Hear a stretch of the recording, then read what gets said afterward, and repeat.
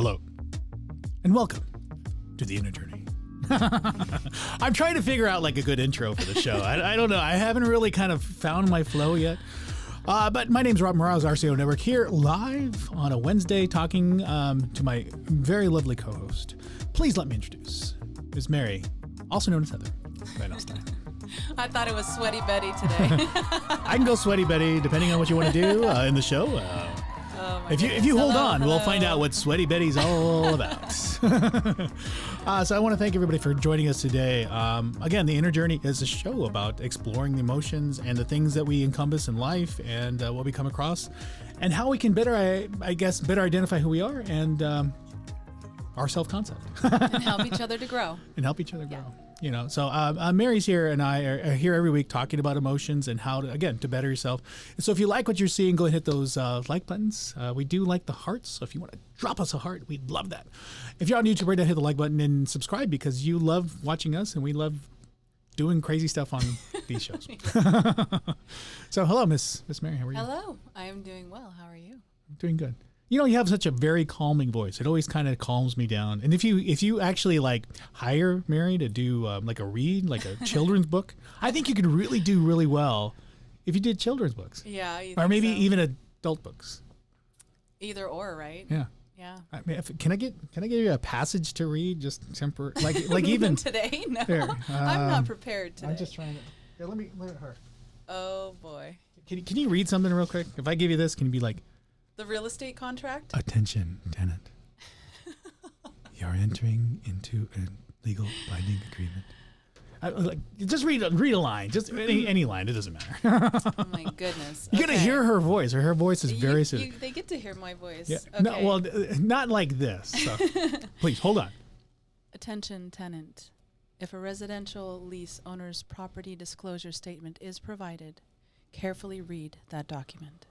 This information comes directly from the landlord.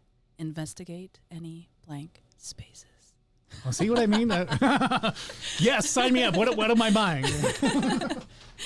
Anyway, we'll have to do more of that in the future. Yeah, that was fun. So we're here to explore this week, talking about finding the I, the self-concept. So today's show is there is an I in team. And what we really want to identify is really understanding who you are. You know, sometimes we go through life not really understanding or really accepting who we are. But I think at the end of the day, it's a choice. So that's what we're here to explore. Yeah, exactly. And learning on how to identify what we are saying that we are in our own self-talk, because that has a lot to do with who we end up out there in the world. Well, let me ask you this. Do you know who you are, Mary? I know who I am. Really? Yes. Who are you? I am love. I am. I don't know. It's hard. That's a long question. That is a long, drawn out question, and you know, I think I've come across that before, and it really ties back into purpose. You know, I've asked that question a number of times in thousands of interviews that I've had. You know, who are you? And I think at the end of the day, it's really a choice, right? Who we decide we are. Because then once we decide who we are, it just manifests in every single thing we do. Our self-concept is really shaped by that decision. And once we make those decisions, we end up finding people who reinforce those decisions, which is kind of funny. Exactly, yeah. Well, I mean, and there's different situations and scenarios, like at home, I am a mom. I am a daughter to my mother. At work, I am an employee. I am a title rep to certain people. So it's like, who are you really deep down? You're not all those things. However, we get so caught up in identifying ourselves with those things. And I think even more importantly, we're telling ourselves what we are in a very negative ways too, not just like as labels, but also like I am tired, I am lazy, I am fat, I am ugly, I am stupid, and we don't even realize that we have these things that are also making up who we are. Well, does that identify roles more than it really is identifying who we are as a person? The mother, daughter, teacher, employee, whatever. Yeah, those are just roles. That's not who we are. Because you could be the cool mom, cool dad. You can be which I am. the bitch or dick at work. You know, you could be the really nice person at the grocery store. I mean, all those are just kind of choices based on the role, right? But does that separate from who we are? Do you think? Ooh, that's a deep rabbit hole that we could go down that would take a lot longer than 30 minutes because, my belief is that I am a soul having a human experience. That's who I am. I am pure spirit. And what I choose to label myself at are just the roles that I'm playing in this human experience, and that's a very deep hole we could get into discussion. But see, that's another thing too. Okay, we're kind of going like back and forth on a lot of things, but so you're identifying roles, and really in those roles, you're choosing to be one person versus the other. Whatever social context that requires. Being a mom requires a different social context. Going to work requires a different, because you're not as a mom, you're dealing with kids. And then as going to work, you're dealing with adult kids or whatever, you know what I mean? But again, those are roles. But does your role over time, does experience shape who you are, or is it who you are that shapes your experiences? Ooh. That is philosophy. Hello, Philosophy 101. If you haven't been to our show, we are going there. Yeah. I don't really. I'd have to really sit and think on that for a minute. Yeah, that was a lot. I threw one crazy one out there. I threw a fastball. You did, especially with my headache that I have today. She does have a headache. So I think that kind of what I've learned over the years, as far as just I ams, right, is those are the two most powerful words in the world, as far as how we use those words, because anything that comes after those words creates our reality, everything around us, if you really stop and think about it. And we're always tying everything back to mindfulness, right? Because it's all about paying attention to, we don't even know what we're saying to each other or to ourselves throughout the day. And, at night before we go to bed, when we wake up in the morning. I mean, I remember years of my life when the first thing I said when I woke up is I'm tired. And then no wonder the rest of the day I had no energy and I was waiting to be able to go back to bed. So I think that just really drawing attention to the powerful words of I am is kind of what I wanted to touch on. Yeah. And as far as like I am, again, I think those are conscious choices and developed with language and developed around your sphere at the time. When you prior to being born, the experiences your mom has definitely influences your biology. And then once you're born, your innate kind of actions and then your influence biology are kind of the baseline of who you are. At least this is my unscientific determination. It formulates the basis of who you are, and then those additional external experiences shape that experience. And then those I ams are developed over a finite amount of time until you learn language, until you're able to identify, hey, this is the word and this is what it means. And because saying something as like I'm trying to think of a good word. Like shit, let's take that. You can either interpret that as like shit, like, hey, I'm not worthy, or hey, I am the shit, meaning that I am worthy of this stuff. So your experiences do shape how words are formulated, and choosing what direction you formulate those words, or choosing how they interpret or are influenced in your life are definitely conscious decisions. And again, it's based on who you grew up with and who you're surrounded by. Your culture, your neighborhood, your entire environment. What are some? Talk to me a little bit more about I ams again, because you can. Well, I was just actually, when you were talking, I was just thinking about in my younger years when I was like the biggest clumsy klutz you'd had ever met. And, it all started with like, I think these things start at a very young age when we're so impressionable and maybe someone makes a comment to us. Like I had a couple people tell me when I tripped or stubbed my toe or spilled something, you're so clumsy, right? Yeah. And it isn't until we choose to embody that and own that. And the way that we start owning it is like, oh yeah, I am clumsy. And then I found myself day after day after day affirming this, because I'm affirming like, I am clumsy, I am clumsy, I am clumsy. I might as well have got a t-shirt, right? And I was the person that was always, I would run into a doorway, turning a corner, I'd clip my shoulder every time. It was like, oh, there's more proof. And so then you start to manifest this proof of what you're saying that you are, and then you're just basically, that's your reality, that's your world. And then you start leaning on that too. And it gives you an excuse to be like, oh, you tripped over somebody. Oh, I'm sorry, I am clumsy. Yeah. As a kind of almost an apology for being who you are. Yeah. Which in a way, it doesn't necessarily mean it's a bad thing. It's just. Yeah, and you're going to manifest all these different instances where you're spilling glasses and you're running into things and you're bumping and tripping and falling down the stairs, which I did. I broke my toe going up this. I broke my toe going down the stairs, and I ripped my Achilles tendon going up the stairs. I'm telling you, I broke. There was always glass on my floor from dishes that I would break, and when I started learning these concepts of the power of these words and what they have over how they develop us and our realities, the only thing I did was stop myself from affirming that to myself, and now I'm one of the most graceful people out there, you know. Yes, I still stub my toe once in a great while, but I know that's when I'm just not present, right? But I'm not that clumsy Mary that everybody knew back in the day. So it might have been Clumsy Heather. Clumsy Heather. and you butterflied into Mary. Hello. Maybe that's why I call you. It was Mary Ellen, and now it's Mary. So this is Robin Morales, RCO Network, here with Miss Mary Van Alstyne, talking about health and healing, the inner journey, understanding emotions and feelings and the things we go on. If you like what you're seeing, please hit those like buttons.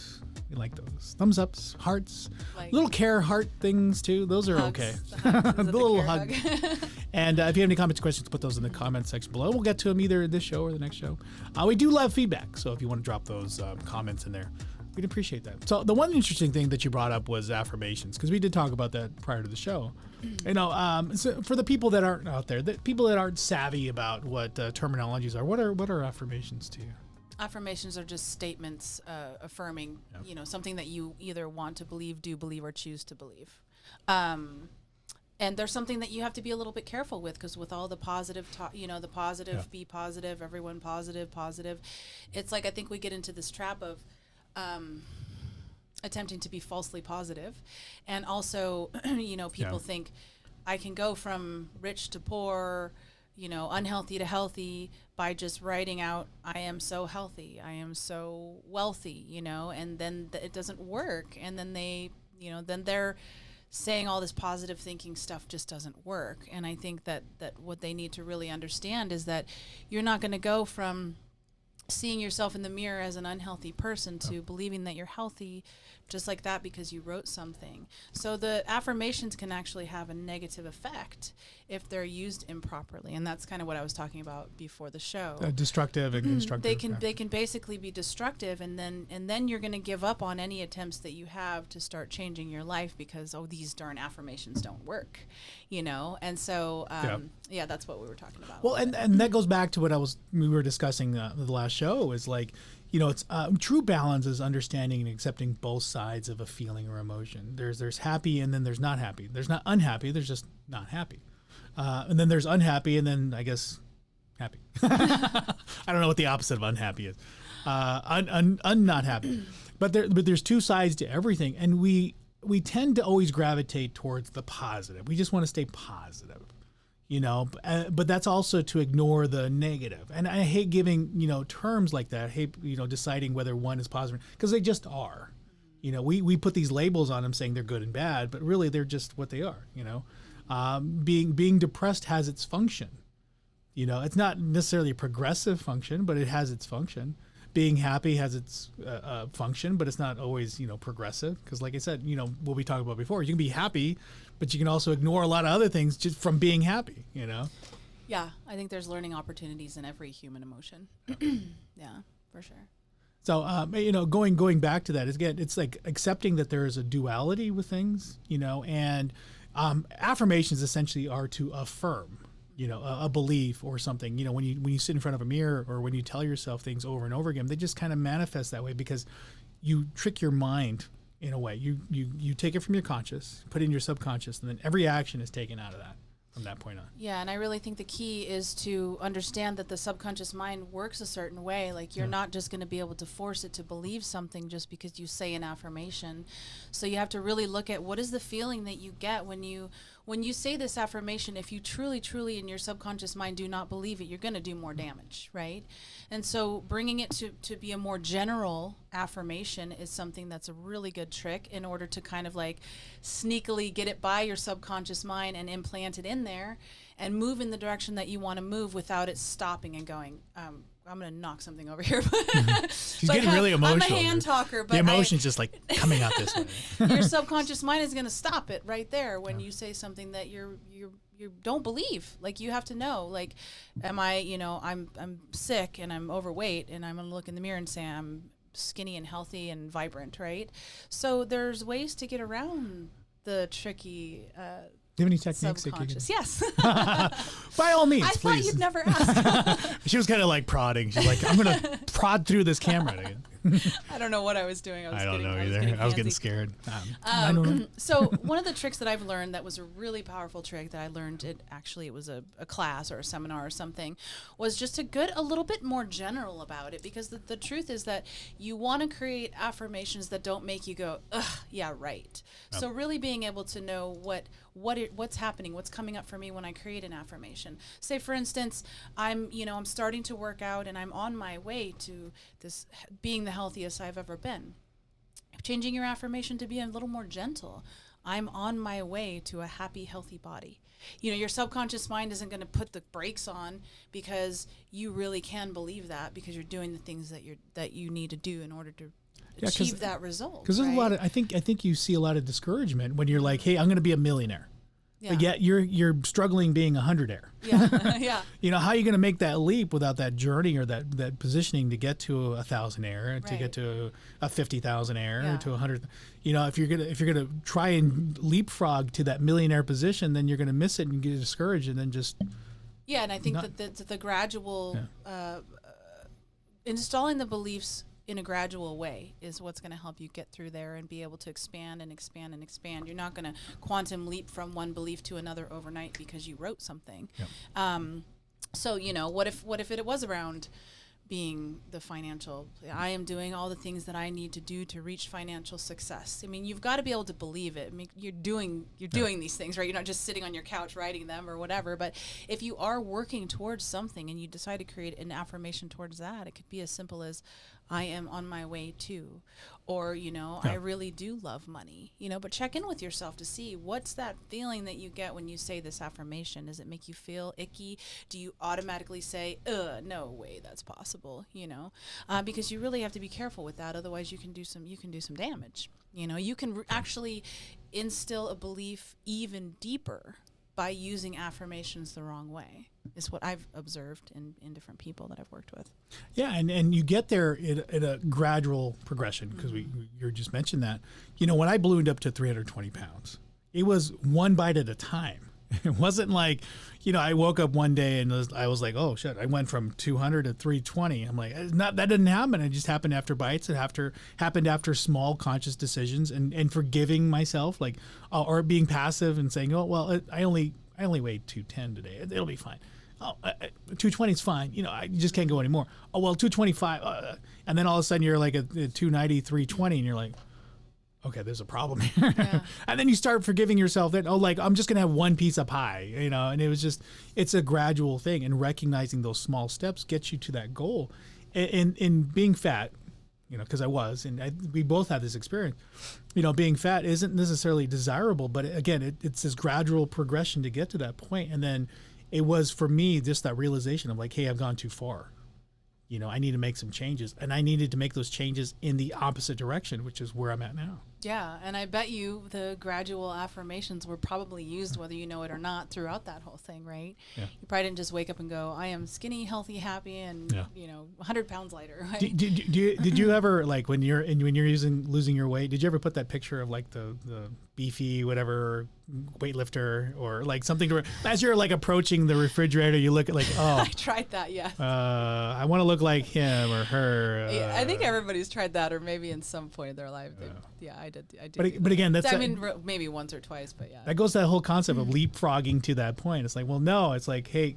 It actually made me feel worse. And sometimes I'd go, I'm never going to look like that, and open the fridge anyway, And so it's like, you got to be really in tune with what kind of feelings are coming up for you. And I always say that, like, be in tune to your emotions. We always talk about that, and I'm sure we probably will continue to, because it's your guidance system. So it'd be smarter if I was at 320 pounds, to put like a 250 pound guy up on the refrigerator. If you really want to put a picture, I don't know how that would work. We're talking about affirmations. I don't know that that's an affirmation. I I don't know. That's like a goal picture.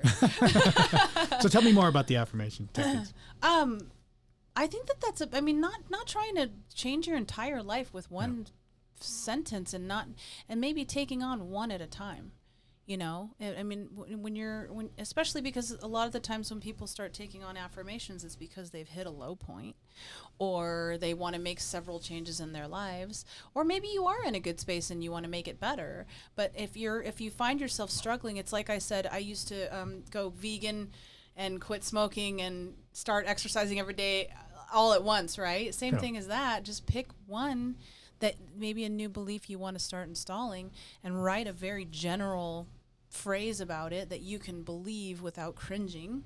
And then, you know, once you've feel comfortable with that, maybe adding on another in another area.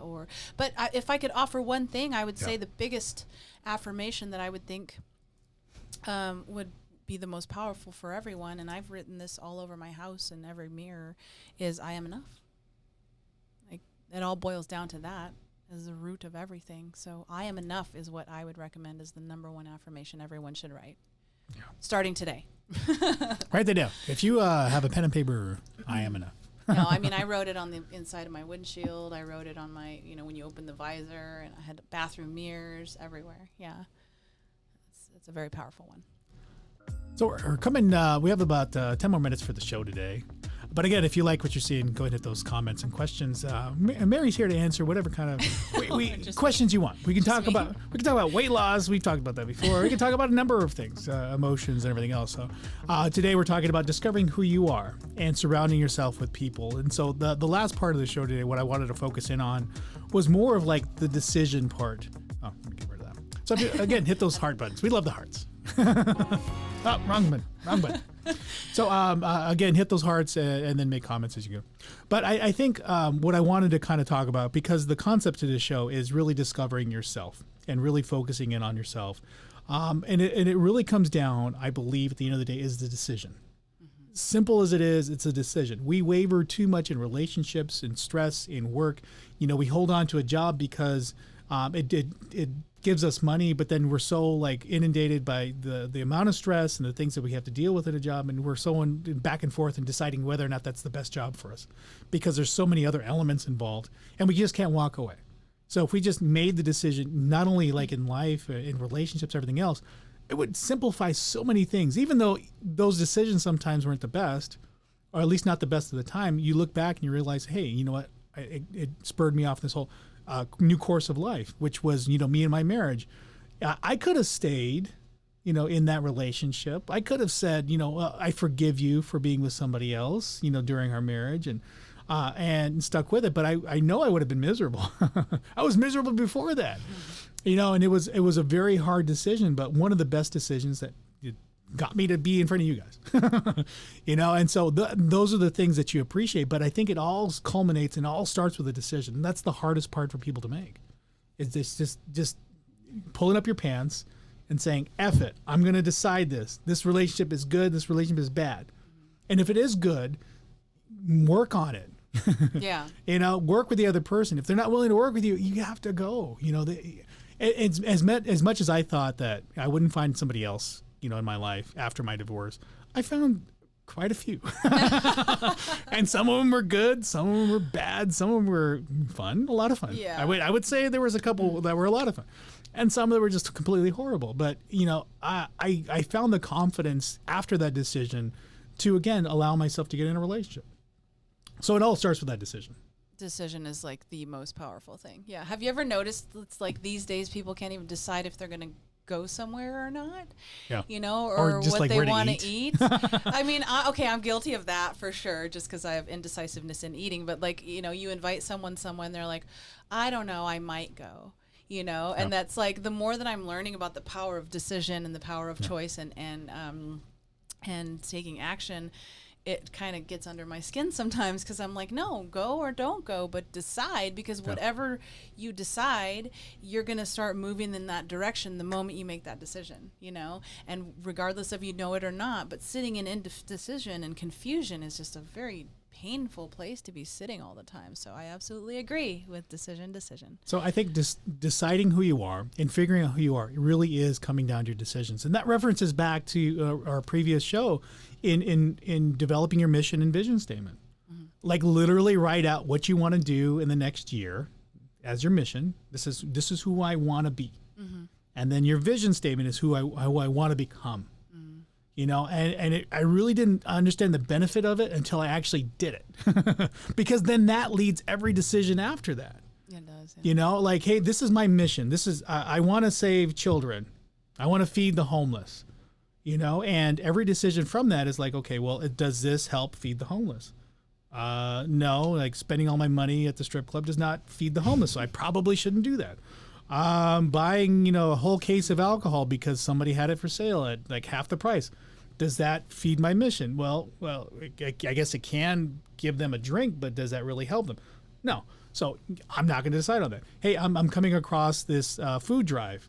You know, it's going to feed the homeless. That fits my mission. I'm going to go help the homeless. I'm going to go this food drive. So, you know, really establishing what your mission is. And then again, your vision statement is really long term. What do I want to do in the future? So I think that's the second part, the second takeaway. Who I want to be. That is my second takeaway. Awesome. I love it. And you know, whether you know it or not, you're not maybe thinking about that vision or that mission every time, but something in there is working so that whatever doesn't align with that, if you've already made the decision that like, I'm going to be healthy like you did, I'm going to do this, then you made decisions to have less and less, you know, different types of food. And it wasn't that you went, no, I have to go check my mission. Does this align with my mission? No, it's the simple fact that you wrote it down and made a decision on it that starts triggering all these different reactions and behaviors within your mind just because of that decision. So yeah, it's very, very powerful. Yeah. And it's not just, I think there's probably a one life one, but there's also different, I think, versions depending on what you like eating. Every area of your life, I think could have, you know, like choosing, I want to be a hard body in my immediate mission or I want to eat healthy, you know, like when I went vegan, that is definitely not like gearing towards like a hard body. That's more like health and lifestyle. Because eating vegan is just a lot of carbs. Honestly, it's a lot of, because you can't eat cheese, you can't eat meat. That's a lot of carbs. Yeah. There's vegan bodybuilders, although they got to be really on it. Yeah, I just wasn't vegan. There's a lot of hummus when you're eating vegan, but those are some specific techniques. And I think the thing regarding today's show is really your team. There is an I in team because the I is developed by who you surround yourself with. Mm-hmm. And really having a conscious decision on who you surround yourself with. And by all means, I have lost and walked away from friendships. I don't even talk to my sister right now because I don't believe she is serving of my mission and what I'm trying to do. And if anything, it would be a distraction because there's so much emotion there. You know, yeah, I'm calling out my sister. She doesn't watch the show anyway. She blocked me on Facebook. So she doesn't see it anyway. Will she see it in the future? I don't know. I'm sorry, but that's where we're at right now in life. I won't say her name. I almost did. Oh my goodness! I was waiting for it. But yeah, I'll tell you after the show. But surrounding yourself around those people, and I've had to really make some decisions, even family and friends. You know, just like really close friends and family that weren't really serving them. They were dragging me down, and it's like I don't want to walk away from them because I am loyal and I'm committed to my family. But again, it's like they're taking too much from me. And so I have to make a conscious decision and say, you know what, this isn't fitting my mission.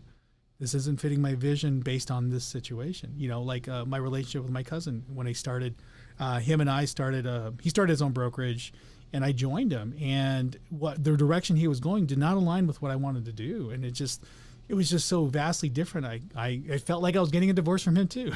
I cried that day. We had beers and it was just like, it was very emotional. I was breaking up with my ex or something. And that was my cousin. He was a guy cousin. Yeah. And that's interesting because you are, you know, when you think about it, I've heard a long time ago that you are the sum of the 5 people that you spend the most time with. And so one of the ways to identify kind of what you're bringing, right, is to kind of just take a look at those people in different areas of their life, and you'll see a lot of similarities there that can be really interesting, right? Yeah. So it's about, you know, we tend to we absolutely surround ourselves with people who remind us of who we think we are. in this identity that we have. And so when you decide, when I went from like the weight loss thing, when I decided to finally start getting serious about that, I took a look at who I was surrounding myself by, and I started going to these little free workout clubs. They're actually like Herbalife smoothie bars or whatever, but I would go and I'd do these free workouts, and just being around the energy of those people, that's where I was wanting to be. I had already made a decision that's where I'm heading. So I started spending more and more time with them, and it changed so many things about my mindset about health and nutrition, where if I look at maybe who I was surrounding myself with before in that area, it was much different. So I would say identify who it is that you want to surround yourself with, who embodies these characteristics of the people, the person that you want to be, and find people like that to be around more often. And that's why I have you here. Yeah, that's why I have you here. our missions align very much so. We want to relate. We want to connect with you in the audience and everybody that we come across, is because I've defined my mission, my purpose, and who I am is to be helpful. And even to my own detriment, financially and even time, I have to kind of still give time and kind of filter out who is accepting of that help, because not everybody is. Right. Not everybody's ready, and it was so nice to come across you. And it was really like we've crossed paths like here and there, and then it wasn't until I said, "Hey, Mary, you want to do the show?" I have this really deep gut feeling, it's resonating, good vibration, to where I want to do a show with you. Yeah. And that's where we're at today. Well, and it was funny because before we met and you even mentioned the show, I was pondering some things myself about how I really wanted to be able to share with more people some really simple tools that might help them, around their mindset. And so here we are. And there's and believe me, I think there is a higher authority always at play. There's always something, surrounding, above, whatever you want to call it, God, whatever. Yeah. All around. There's always something around there. And you have a book that you want to reference too, because I bring that up. Oh, right. I was just mentioning. We're at the end of the show already, but I'm like remembering. I'm like, hey, we have a thing over here. I was just referencing this book because we had already talked about the power of I am, and then I remembered that when it was one of my introductions to this, and the power of the words I am. And my mom actually got me this book, The Power of I Am by Joel Alstyne, and for some reason it still stands out in my head as one of the most powerful introductions to this concept of, what you say after those two words creates your entire reality. So I just thought maybe we could share that in case someone's curious and wants to pick it up. Yeah. And for those people that know Joel Alstyne, we're not trying to push an agenda. Well, I'm definitely not religious, so. And it's so good, and the one benefit I've had in this life, and then I call it this new life, right after my divorce, because I've discovered a lot about myself and my situation. The good thing about this new life that I have is learning. And there's so much to learn that I held myself back, that I drowned myself in TV, that I drowned myself in alcohol, which, once in a while on a birthday, I'll drown myself in alcohol still. But what I've learned is that there's so much things to learn from other people and other experiences. And it's not always, there's always hope. I think we're lost in thinking that we're isolated, but we're really not. We're absolutely not. And the power of the information age, right? Correct. So do you have anything else, Miss Van Alstyne? No, I think that we said it all, or at least all there was to say right this very moment. So every week we come to you guys here at The Inner Journey talking about emotions and the things that we can do to help and connect with you. So if you want to leave any comments or questions for us for next week's show or whatever you got going on, we'll be happy to accept that and kind of talk about that. So if you have any show concepts you want to, again, drop us a line, we're happy. We're here. We're here to hear it. So we'll catch you guys next week Wednesday at the 2-3 something hour. 2-ish hour. 2-ish hour. We get around it. So have a good day. See you guys.